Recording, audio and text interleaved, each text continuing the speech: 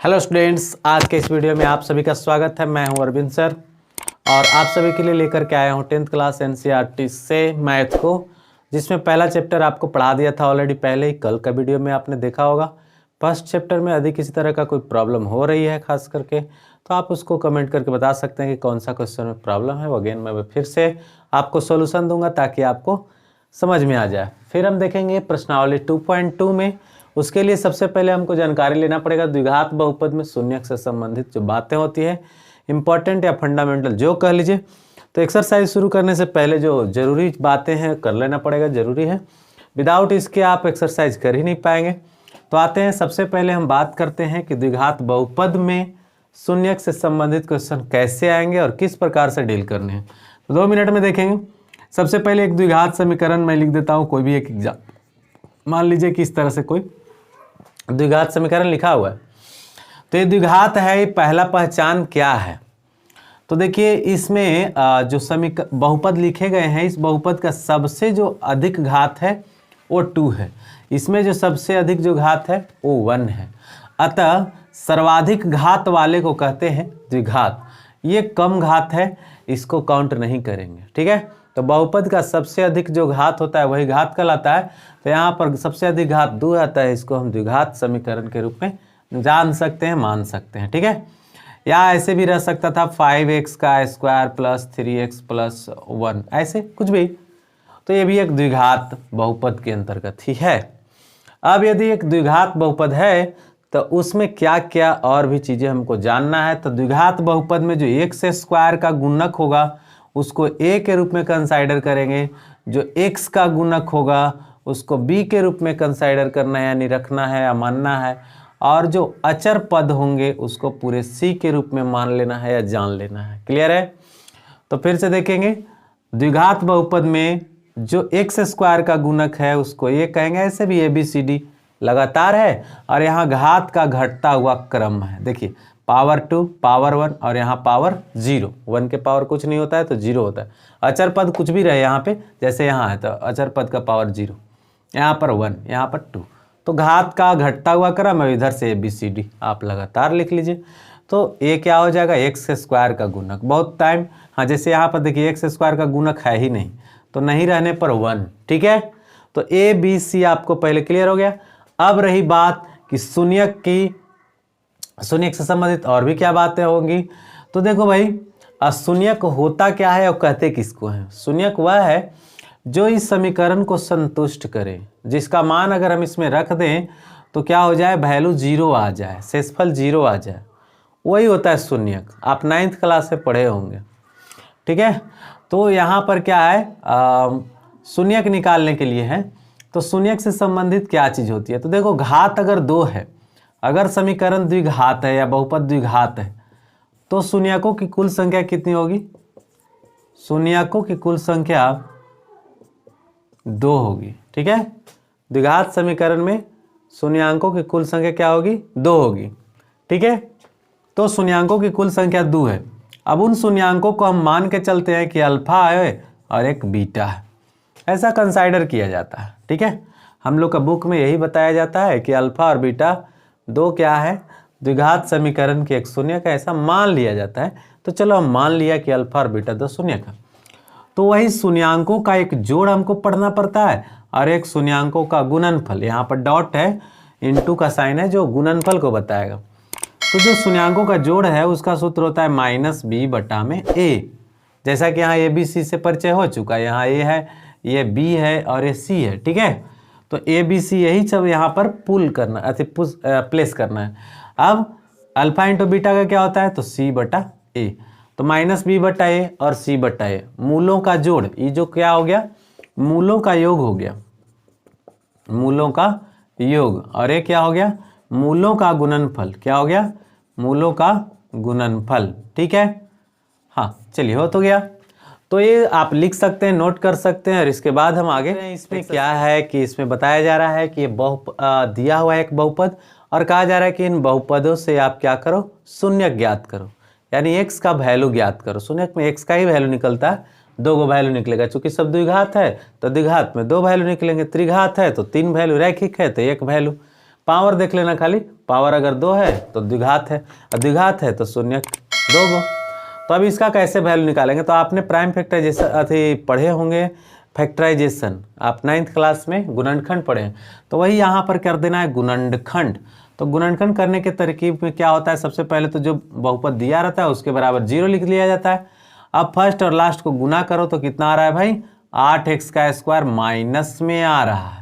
तो बीच का जो नंबर है हमारा वो क्या है, -2x है। तो उसको इस प्रकार से ब्रेक करना है ताकि उसका मल्टीप्लिकेशन किया जाए तो यही आ जाए, और जोड़ घटाव करें तो ये वही के वही नंबर आ जाए। तो आइए x का स्क्वायर हो गया, तो ऐसा हम 4 गुने 2 करेंगे तो 8, और 4 में से 2 जगह तो 2 भी आ जाएगा। तो चलिए हम 4x और प्लस 2x का एक कम्बिनेशन लेते हैं। इन दोनों का हम देख रहे हैं कि घटाएंगे तो यही आ जाएगा, गुना करेंगे तो माइनस प्लस माइनस में आ जाएगा, रिजल्ट भी गुना में। चलो 8 आया, बराबर में आया 0। अब इन दोनों में से कॉमन करिएगा तो x कॉमन हुआ, तो यहाँ से x बचा, यहाँ से 4 बचा। इन दोनों में से कॉमन करिएगा तो क्या बचेगा, 2 में से x में से 4, ठीक है, बराबर 0 हुआ। अब x माइनस 4 हुआ और फिर x प्लस 2 हुआ, तो ये आपका फाइनली इसका गुणनखंड आ चुका। अब क्या करेंगे, तो इसका हम क्या करेंगे कि चलो इसको मिटा देते हैं, देख लीजिए पहले। तो हम क्या करेंगे कि सबसे पहले एक और दूसरा जो गुणनखंड है 1 बाई 1 करके हम इसी के सहारे x का वैल्यू निकाल लेंगे।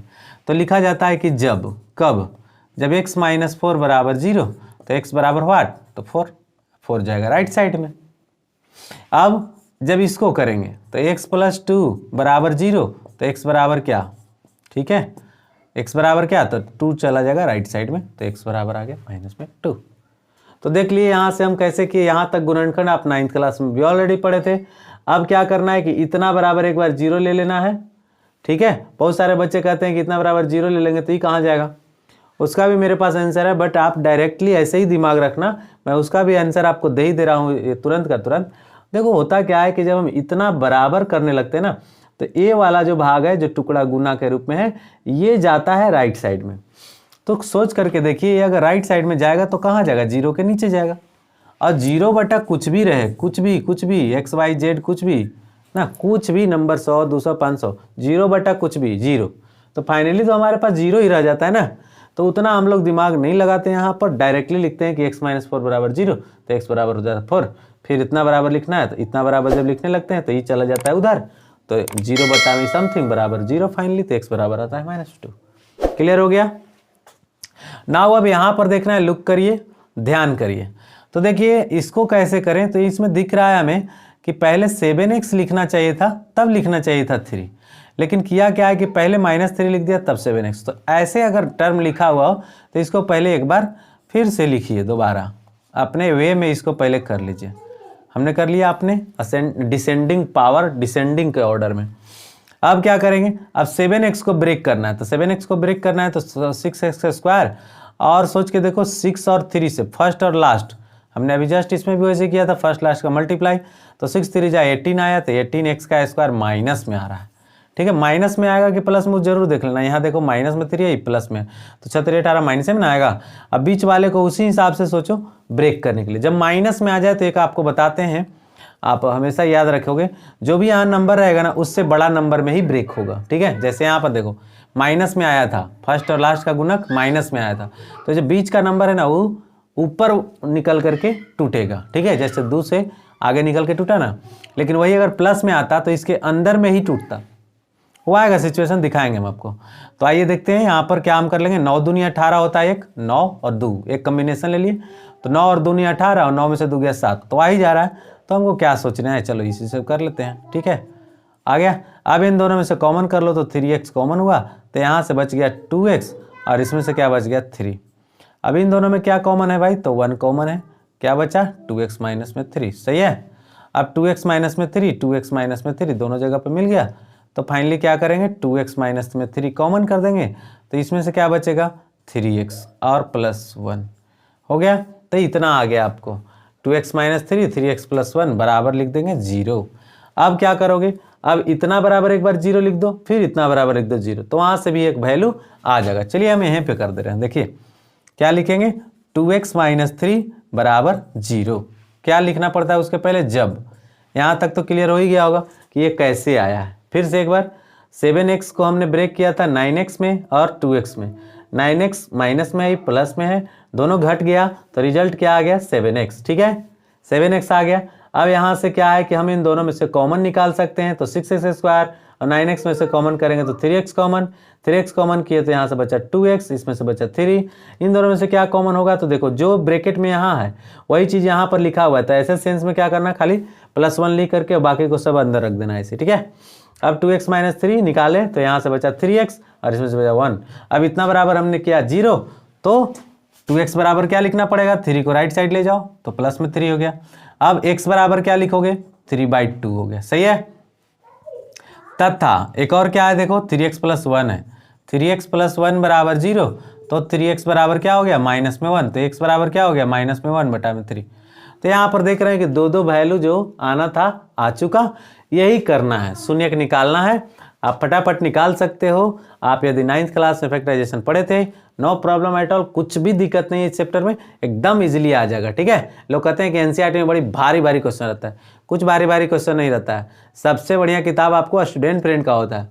स्टूडेंट फ्रेंड में जा करके बनाओ, उसमें आपके पास प्रैक्टिस होगा, बहुत सारे प्रॉब्लम्स मिलेंगे, बहुत सारे टाइप मिलेंगे, और वहाँ पर आप जब प्रैक्टिस करोगे तो अच्छा रहता है। लेकिन एनसीईआरटी से लोगों का चॉइस क्या है कि यहाँ से परीक्षा में क्वेश्चन आता है, अरे भाई क्वेश्चन की संख्या कम है तो इसमें से क्वेश्चन आ जाता है तो आपको पता चल जाता है। वही स्टूडेंट फ्रेंड्स में क्या है, क्वेश्चन की संख्या अधिक है तो आपको पता नहीं चलता है कि इसमें से आया था कि उसमें से आया था। तो इतना ही है, बेस्ट तो होता है वही। प्रैक्टिस के व्यू से आप स्टूडेंट फ्रेंड का यूज़ करिए, exam view point of view से देखना है तो इसको से भी देख सकते हैं, नो प्रॉब्लम। इसीलिए मैं एनसीईआरटी को कर रहा हूँ, एक एक क्वेश्चन आपको बताते जाएंगे।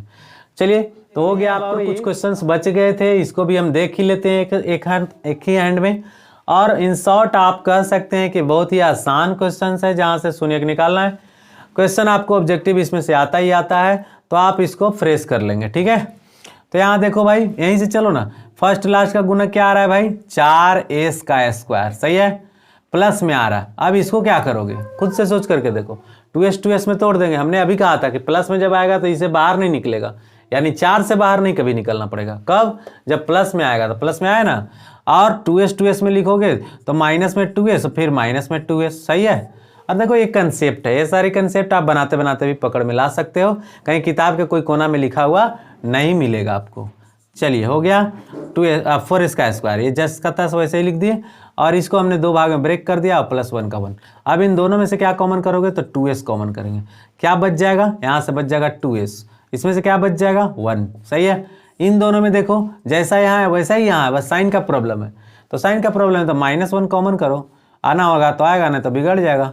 तो देख लेते हैं, तो यहाँ से बचा 2s और फिर इसमें से बचा -1। अब देखो 2s - 1, 2s - 1, finally 2s - 1 common हो गया। यहाँ से बच गया क्या, 2s, और फिर यहाँ बच गया -1। सो डैट ये आपको आ गया। अब क्या करना, इतना बराबर लिखना 0, तो क्या हो जाएगा 2s - 1 बराबर 0, तो 2s बराबर क्या हो जाएगा भाई, क्या हो जाएगा 1 जाएगा राइट साइड में, तो 1 हो गया। s बराबर क्या हो जाएगा 1/2 हो जाएगा फाइनल। तो s बराबर 1/2, इसको भी करोगे तो सेम सेम ही है, दोनों में 1/2 आ जाएगा। क्लियर है, इसको राइट भी कर सकते हो, नहीं तो मिटा लेना। चलो, अब ये देखो सीधा, इसमें देखो 2 ही को टर्म दिख रहे हैं ना, 2 ही पद हैं। क्या हमको 2 पद रहे 3 पद रहे उससे क्या फर्क पड़ता है, हमको तो गुणनखंड करना है या x का वैल्यू किसी भी हाल में निकालना है। चलो भाई, t है यहाँ पे, कोई दिक्कत नहीं है। ये -15 है, उधर ले जाओ +15 हो जाएगा, तो यानी t² बराबर फाइनली हमको मिला 15। अब अगर t निकालना चाहते हो तो रूट के अंदर हुआ 15, 15 कोई लिख दो, ±√15। जिसका वर्गमूल नहीं निकलेगा भाई, प्लस माइनस में खाली लिख देना, डेट्स योर आंसर। क्लियर है, ओके। चलो यहाँ पर देख लो, अब यहाँ पर क्या लिखा हुआ है, 3x²। सही है, 3x², फिर माइनस में 4, गुना करके देख लो 12, माइनस में 12x²। सही है, माइनस में आ गया। सोच के देखो यहाँ पर कौन सा ऐसा नंबर है जिसमें गुना करेंगे तो 12 आ जाएगा, और घटाएंगे तो 1 आ जाएगा। तो 4 × 12, और 4 में से 3 गया 1 आ गया। सही है, तो माइनस में हो गया 4x, प्लस में हो गया 3x, माइनस में आ गया 4। बहुत सारे बच्चे सोच रहे होंगे हमसे तो ये होता नहीं है जल्दी। होगा होगा होगा, आप कोई मास्टर तो हो नहीं, ट्राई करो, लगातार लगातार करोगे, कंटिन्यूअस करोगे, कंटिन्यूअस करोगे, कंटिन्यूअस करोगे, सब होगा, सब होगा भाई, समझ गए। अकबकाओ मत। इन दोनों में कॉमन कर लो, 3x कॉमन करो, सॉरी 3x कहाँ से होगा कॉमन, देखो इसमें 3 निकाल दोगे तो इसमें से नहीं निकलेगा, 4 निकालोगे तो इसमें से नहीं निकला, तो चलो हम खाली x निकालते हैं, बाकी को अंदर ही रखो। तो 3x हुआ, यहाँ से क्या बच जाएगा, तो 4 बच जाएगा। इन दोनों में देखो जो यहाँ है वही यहाँ है, सो डैट खाली 1 निकाल लो। 3x माइनस क्या हो गया, 4 हो गया। दिख रहा है, दिख रहा है, चलो दिख रहा है और समझ में आ रहा है तो वीडियो को लाइक करो, सब्सक्राइब करो और अपने दोस्तों को शेयर करो ताकि उन्हें भी समझने सीखने का मौका मिले। आइए 3x माइनस 4 कॉमन हो गया, यहाँ से बच गया x, प्लस हो गया 1 बराबर हो गया 0। अब क्या लिखोगे, इतना बराबर लिख दो एक बार 0, यानी क्या लिखेगा 3x माइनस 4 बराबर 0, तो 3x बराबर क्या हो जाएगा, 4 चला जाएगा राइट साइड में तो आया 4, x बराबर क्या हो गया 4 बटा में 3, फाइनल हो गया। तथा क्या निकालना है, x प्लस 1, तो x प्लस 1 बराबर 0, तो x बराबर क्या आ गया -1। क्लियर है, क्लियर हो रहा है, चलो अच्छा है। अब देखो ये लास्ट क्वेश्चन है इसका, इस लास्ट क्वेश्चन को एक बार देख लेते हैं। करना कुछ नहीं बाबू, थोड़ा सा ही कॉम्प्लिकेशन हो सकता है आपके लिए, लेकिन मैं बता रहा हूं, देखो ध्यान से, इसको लिखना होगा लिख लेना वीडियो को पॉज करके। क्लियर है, चलो आगे देखते हैं, आगे देखते हैं। ज़्यादा उतारने की कोशिश नहीं करना चाहिए, सीखिए समझिए और फिर से एक्सरसाइज करिए, बार बार देखिए, बार बार सीखिए, बार बार बनाइए, 2 बार 4 बार 10 बार 20 बार जितना बार प्रैक्टिस कर सकते हो। मैं कई बार बताया हूँ, बहुत सारे बच्चे 1 महीना में आप अलजेब्रा खत्म कर लेते हो, ट्रिग्नोमेट्री खत्म कर लेते हो, और जो फिर क्या होता है कि फिर आप उस चैप्टर में कभी जाते ही नहीं हो, जाता भी है तो 5-6 महीना लगा देते हो, तब तक क्या होता है कि सारा चैप्टर साफ हो जाता है आपके पास। इसलिए कंटिन्यूअस बेसिस पर आपके पास एक रूटीन होना चाहिए कि आप एक्सरसाइज हमेशा उसका प्रैक्टिस करते रहें, जो अभी आप पढ़ें उसका रिपीटेशन हर वीक में एक बार घूम जाना चाहिए, हर वीक में उसको एक बार देख लेना होगा, तभी आपके पास रहेगा। चलो इसको देखते हैं क्या करें। पहले एक तो उपाय ये है कि इसको राइट साइड में ले जाओ डायरेक्टली बिना सोचे समझे, और एक तो उपाय ये है कि u को कॉमन कर लो, 4u को कॉमन करो, तो 4u कॉमन करेगा तो क्या बचेगा, इसमें से u बचेगा कि नहीं, और इसमें से क्या बच जाएगा, 2 बच जाएगा केवल, बराबर क्या हो गया 0। सही है।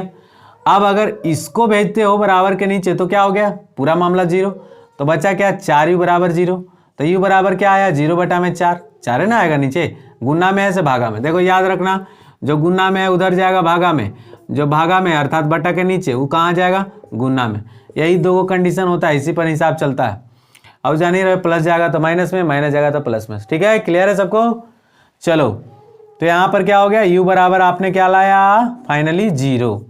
अब क्या है, अब मान लीजिए कि अगर इसको रखते अब इसको भेजते तो ये पूरा बन जाता 0, खाली क्या बचता आपके पास u प्लस 2, तो u प्लस 2 बराबर अगर 0 तो u बराबर क्या हो जाएगा -2, तो यही हो गया आंसर। और ऐसा क्वेश्चन आपको आएगा भी नहीं परीक्षा में, जब भी आएगा इधर से आएगा, सिंपल आएगा, है ना। ऐसा करके भी आ सकता है कि x² - 9 बराबर 0, तो x का वैल्यू निकालो, तो ऐसे में बहुत आसान होता है। इसी तरह के क्वेश्चन आएंगे, इतना टेढ़ापन आपको पूछा भी नहीं जाएगा। तो नेक्स्ट हम क्वेश्चन बताते हैं आपको, या छोड़िए नेक्स्ट जो इसमें का जो हिस्सा है वो अगले वीडियो में हम आपको कवर करेंगे, क्योंकि वीडियो फिर लंबा हो जाती है और बच्चे देख नहीं पाते हैं। अगर आप पूरा का पूरा वीडियो देखना चाहते हैं तो कमेंट करके बताइएगा हमें कि मैं पूरा वीडियो एक ही में देखना चाहता हूँ, एक एक्सरसाइज का पूरा, तो मैं कोशिश करूँगा कि एक ही वीडियो में कवर कर दें। ठीक है, वीडियो जब लंबा हो जाती है तो थोड़ा सा इरिटेशन होता है, 5-10 मिनट के ज़्यादा रह नहीं पाते हो, वैसा मुझे अनुभव होता है। इसलिए आप लोग कमेंट करके बताना कि एक ही चैप्टर में एक ही वीडियो में सब कुछ कवर करिए सर। ठीक है, तो मैं बताऊंगा। क्लियर, तो बाय बाय, कल मिलेंगे, सी यू।